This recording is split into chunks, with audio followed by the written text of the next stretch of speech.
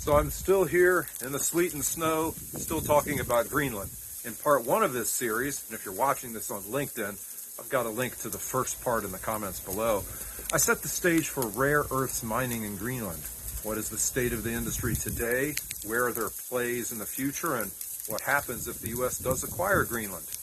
Here in part two, I'm going to speak directly to air modeling issues and challenges when it comes to modeling rare earths mines in Greenland. From my perspective as an air dispersion modeler, the concept of modeling in Greenland is quite interesting. There has been modeling conducted in Greenland before. The environmental impact assessment for the Kvanefjeld project used cowpuff, which makes sense given the complicated topography.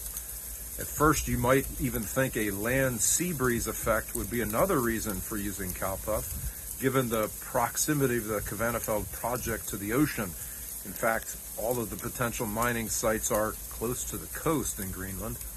But the large ice sheet that makes up most of Greenland actually minimizes the differential heating between the land and the sea, so this meteorological phenomena isn't as big a player as it is elsewhere in the world. Of course, if Greenland becomes part of the United States, then modeling analyses would be governed by EPA modeling rules and guidance. You don't actually have to be a state to play by those rules. U.S. territories follow the same air modeling procedures that states do. So that would mean cowpuff would be an alternative model that you'd need to get justification for, leaving AirMod as the default. Now, when I talk about modeling, I typically break the analysis down into three parts: the emissions inventory, the meteorological data, and the receptors. So let's look at each of those three components in this context. On the emissions inventory side, the sources at a rare earths mine in Greenland are not unique to the mining industry. You'll have emissions from things like blasting, hauling, crushing, concentrating, and storage piles. Those types of sources can easily be handled in AirMod. But when it comes to meteorological data and receptors, you've got some challenges.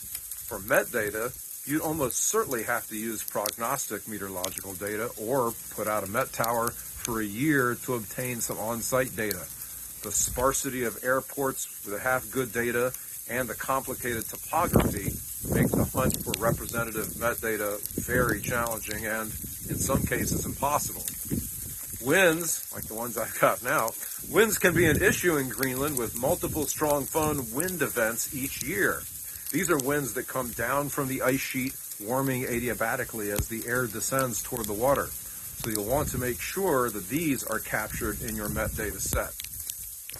As for receptors, getting terrain elevations will require the use of terrain data sets not typically used in AirMod modeling. Obviously, the USGS doesn't have DEMs for Greenland, and the shuttle radar topography mission data, which is my usual go-to for international modeling, it actually doesn't extend as far north as Greenland. There are terrain data out there, including the Greenland Ice Mapping Project, but using them will require a bit of additional effort. So, if the U.S. does acquire Greenland, and if rare earth mines go through permitting, they're going to have to go through the EPA air permitting process, and that likely means air dispersion modeling. Modeling in Greenland would pose some unique challenges. Will we get there in the near or distant future? Time will tell.